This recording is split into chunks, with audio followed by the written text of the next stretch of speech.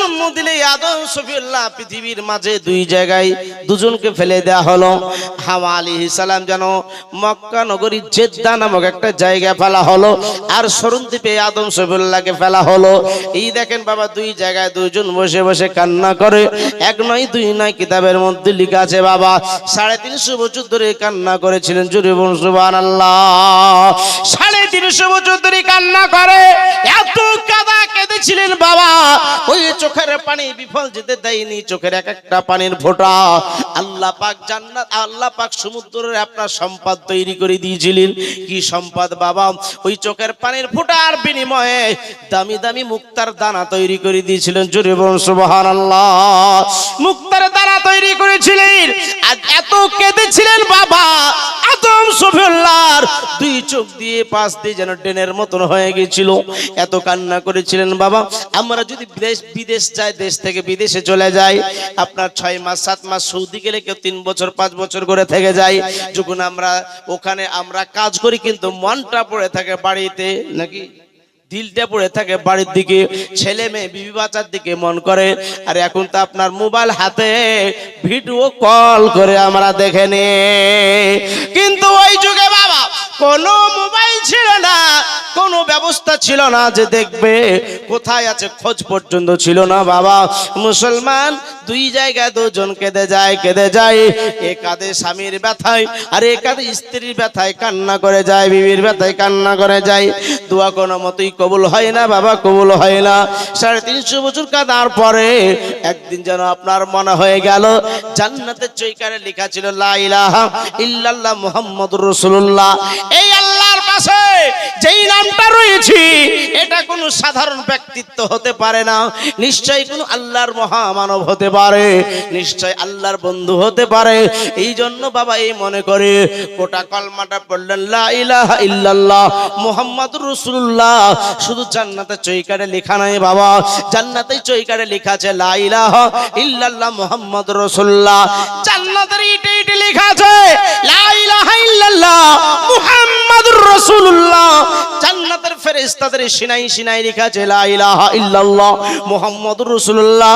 জান্নাতের হুরগেলমানদের নয়নের পুতলিতে লেখা আছে লা ইলাহা ইল্লাল্লাহ মুহাম্মাদুর রাসূলুল্লাহ। ফেরেশতাদের লাবে লাবে লেখা আছে লা ইলাহা ইল্লাল্লাহ মুহাম্মাদুর রাসূলুল্লাহ।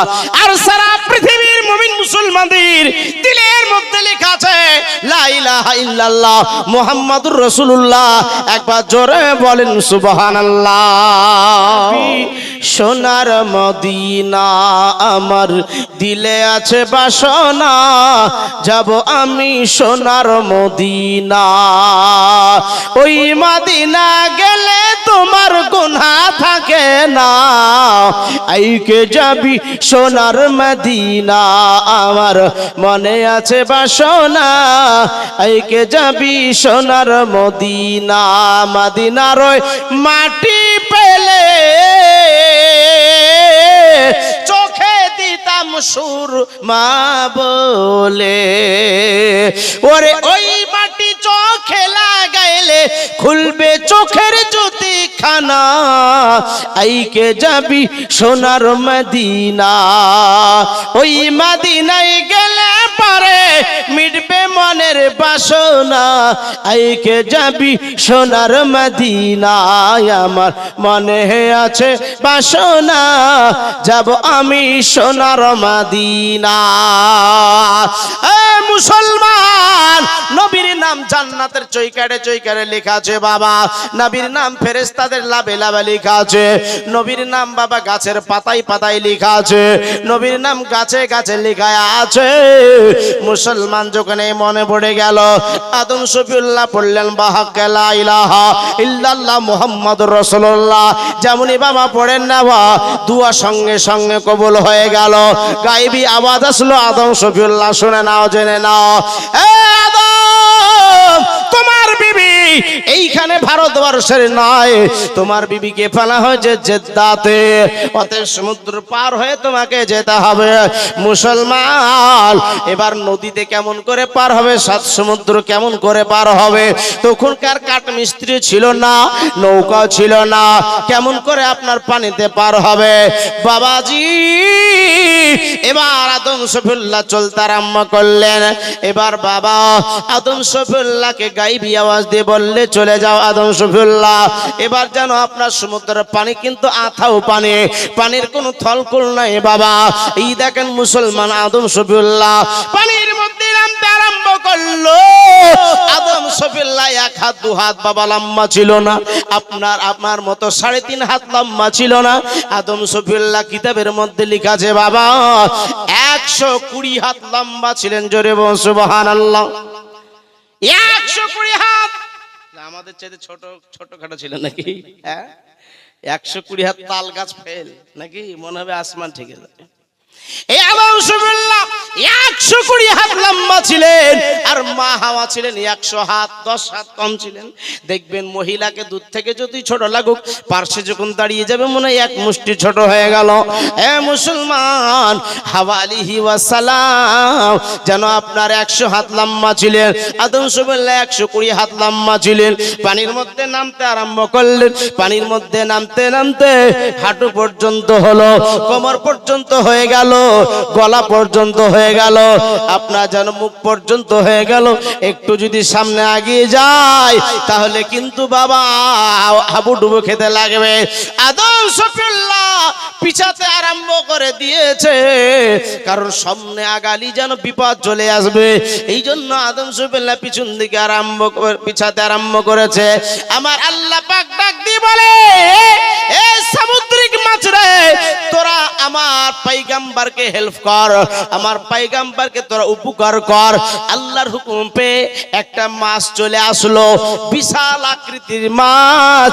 সামুদ্রিক মাছ যেমন তেমন আপনার হয় না, বিশাল আকৃতির মাছ হয়। সামুদ্রিক মাছের এত বড় আকৃতি হয়, তাই আদম শফিউল্লাহ এইরকম বিরাট আকৃতি একটা মাছ চলে আসলো।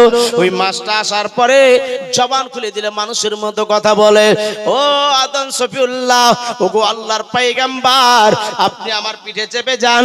পিঠের উপরে চেপে গেলেন। পিঠের উপরে চেপে যাওয়ার পরে মাছ যেন চলতে আরম্ভ করলো সমুদ্রের পানিতে।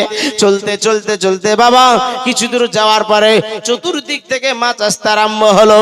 বলছে, আরে মাছ তুই একাই নিবি আল্লাহর পয়গম্বরকে, আমাকেও একটা সুযোগ দে। অন্য মাছে এসে বলছে, আমাকেও সুযোগ দে। বললে, তোমরা কেউ নিরাশ হয় না, সবার পিঠে আমি চাপবো। সবার পিঠে একটু একটু করে চাপতে আরম্ভ করলে।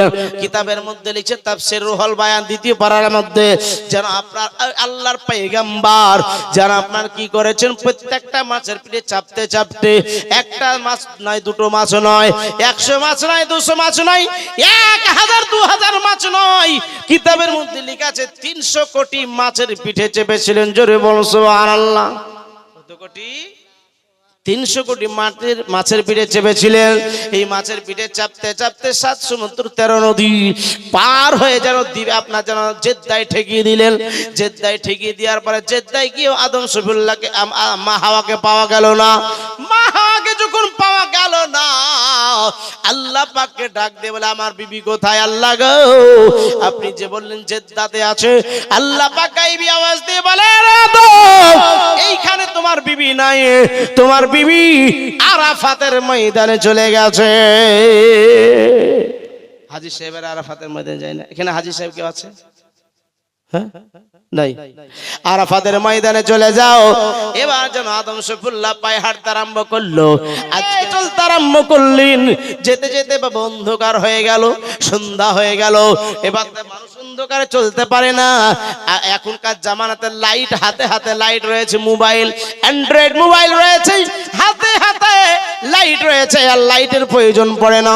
এই মোবাইলে আপনার ক্যালকুলেটর কিনলো, মোবাইলে আপনার 5 ব্যাটারি লাইট কিনলো নাকি, সবকিছু কিনে নিয়েছে মোবাইলে বাবা। মুসলমান, কিন্তু ওই জামানাতে লাইট ছিল না, কিছুই ছিল না বাবা। অন্ধকার রাত্রে কেমন করে চলবে? ওই টাইমে একটা না দুটো নয়, আপনার যেন 27টা জোনাকি চলে আসলো। কি জোনাকি বুঝেন তো? জোনাকি এখন জোনাকি গাছে গাছে আর দেখা যায় না। এই যে আপনার এই বিশেষ স্প্রে করছে তো থাকবে কি, এই জোনাকি দেখা যেত। কিন্তু বাবা ওই 27টা জোনাকি চলে আসলো, টিপ টিপ টিপ টিপ করে পাছায় আলো জ্বলে। এই আলো কেমন করে পেল এটাও আপনি আজকে শুনতে পারবেন। কোন বক্তার মুখ থেকে আপনি শুনেছেন কি আমি জানি না, কিন্তু বাবা শুনেছেন জোনাকির পাছায় কেমন করে আলো জ্বললো, কেমন করে আলো পেল? শুনেনি তো, তাই আজকে শুনালেন, মা বোনেরা শুনালেন। আর যারা চলে গেছে তারা ফাঁকি চলে গেল, অজানা থেকে গেল। হ্যাঁ মুসলমান, এই 27টা জোনাকি পাছায় কেমন করে এলা পেল? ওর মধ্যে তো ব্যাটারি ফিট করা নাই, কারেন্টও ফিট করা নাই নাকি? মুসলমান আলো কেমন করে পেল? এই দেখুন আল্লাহ পাক আল্লাহর পয়গম্বরকে যখন জান্নাত থেকে পৃথিবীর মাঝে পাঠান, জান্নাত থেকে পৃথিবীতে যখন এসেছিলেন তখন জান্নাতি 5টা জিনিস নিয়ে এসেছিলেন। 5টা কি কি বাবা? এক নাম্বার হচ্ছে 5টা রুটি, জান্নাতি রুটি। আর দ্বিতীয় নাম্বার হচ্ছে একটা ষাড়াশি বুঝেন তো, ও ষাড়াশি নিয়ে এসেছিলেন। 3 নাম্বার হচ্ছে একটা জান্নাতি পেরেস, আয়রন পেরেস, এটা যুগ যুগ ধরে চলে আসছে বাবা। এই আয়রন পেরেস নিয়ে আসলেন 3 নাম্বার। আর কি নিয়ে এসেছিলেন? পৃথিবীতে যতগুলা গাছের চারা আছে, গাছের চারা, এই গাছের চারা যদি না আসতো তো গাছ হতো নাকি? হ্যাঁ। আর পৃথিবীতে যতগুলা গাছের বীজ রয়েছে বাবা, বীজ আপনি পাট বলেন, ধান বলেন, গম বলেন, যাই বলেন না কেন, সব কিছুর বীজ জান্নাত থেকে আদম শফিউল্লাহ নিয়ে এসেছিলেন। এখন আপনার একটা ফসল বললে কয় মাস উঠতে লাগে? হ্যাঁ, 3 মাস 4 মাস লেগে যায়। কিন্তু আদম শফিউল্লাহ গম বুনে দিয়েছে, বুনি দিয়াও শেষ আর কাটাও শেষ। তখন ছিল, কিন্তু এখন তার হয় না। মুসলমান ভাই বাবা জীবন আমার, তো জান্নাত থেকে এইরকম সমস্ত বীজ আর গাছ নিয়ে এসেছিলেন। এতগুলো আপনার 5টা জিনিস নিয়ে এসেছিলেন বাবা জীবন আমার আদম শফিউল্লাহ। আর পরানে ছিল জাইতুনের পাতা। এবার আদম শফিউল্লাহ কে ওই জোনাকি গুলো আসার পরে বলছে, হুজুর আপনাদের বিয়ে জান্নাতের মধ্যে হয়েছে, অতএব আমাদেরকে খানা খেতে দেননি, খানা খেতে দেন। বিয়েতে খানা হয় না, খানা খেতে দেন বলে। হ্যাঁ তোদেরকে আবার কি খাবার দিব? এই দেখ জানে জাইতুনের পাতা একটু চিবিয়ে খেয়ে নেই। জাইতুনের পাতা খেতে আরম্ভ করলো। তো এর আগে কিন্তু জোনাকির পাছায় আলো ছিল না। যেই দিন থেকে জাইতুনের পাতা খেলো, ওর পাছায় বিনা লাইটে, বিনা ব্যাটারিতে আলো জ্বলতে আরম্ভ হলো। বিনা ব্যাটারিতে আলো জ্বলতে আরম্ভ হলো। জোরে বলুন সুবহানাল্লাহ। এদের দেখা দেখি হরিণীরে আসা বলছে, হুজুর ওদেরকে দিলেন আমাদেরকে দিবেন না। হরিণীরে বলছে ওদেরকে দিলেন না, আমার হিংসা করা ভালো, ভালো কাজে হিংসা করা ভালো। কিরকম হিংসা? তাই ওই হরিণী গুলা হিংসা করে বলছে, আল্লাহ ওদেরকে দিলে আমাদেরকে দাও। বলছে ঠিক আছে তোরাও খেয়ে নেই। হরিণী যেন আপনার পাতা খেয়ে নিল। এই জন্য তার মৃগ নাভির খুশবু হতে আরম্ভ হলো। মৃগ নাভির খুশবু হয় না হরিণী? কুস্তুরি তৈরি হয়, কুস্তুরি।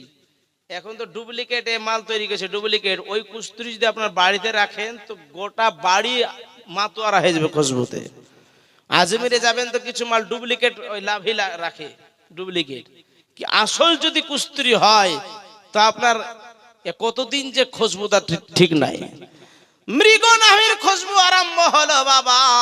তো ওই 27টা জোনাকি আদম শফিউল্লাহকে আলো পথ দেখে বলছে, হুজুর আপনার জন্য আমরা আলো পেয়েছি, হুজুর চলুন আপনাকে পথ দেখিয়ে নিয়ে যাব। আদম শফিউল্লাহকে নিয়ে চলতে আরম্ভ করলো, যেন আপনার আরাফাতের ময়দানে পৌঁছে দিলেন। আরাফাতের ময়দানে পৌঁছে দেওয়ার পরে হাওয়া আলাইহিস সালামের ডান হাত ধরলেন। কোন হাত ধরলেন? ডান হাত ধরলেন। আপনি ভালো কাজ করতে গেলে ডান দিক থেকে শুরু করুন। মসজিদে ঢুকবেন ডান পা দিয়ে ঢুকুন, আপনি পায়খানা ঢুকবেন বাম পা দিয়ে ঢুকুন। ভালো কাজে সব সময় ডান, আর খারাপ কাজে বাম পা। মুসলমান, তাই আদম শফিউল্লাহ ডান হাত ধরলেন আর মুখে পড়লেন, হাওয়া চলো হিন্দুস্তান, চলো হিন্দুস্তান। এই বাক্য মুসলমানের আগে কেউ আপনার এই বাক্য আপনার যেন বেরো হয়নি কারো মুখ থেকে। এই জন্য আমাদের মুসলমানদের থেকে শিক্ষা নিয়ে তারা পড়ছে, সারে জাহা সে আচ্ছা हिंदू सुथा हमारा सारे जहां से अच्छा बोली की बोली ना